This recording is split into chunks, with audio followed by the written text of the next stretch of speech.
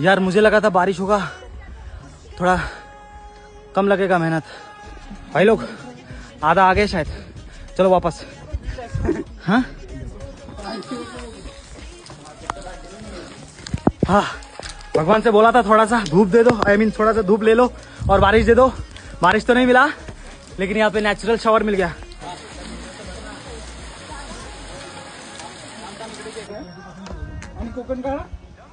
Guys it's to good. 5 कर दो। How is the जोश? Hi sir. Hi, how is the जोश? Hi sir, जब वापस लिटिल बिट हाई। गाइस यही है वो कार्वी फ्लावर जो जल के राख हो गया। अभी कुछ नहीं बचा यहाँ पे। फाइनली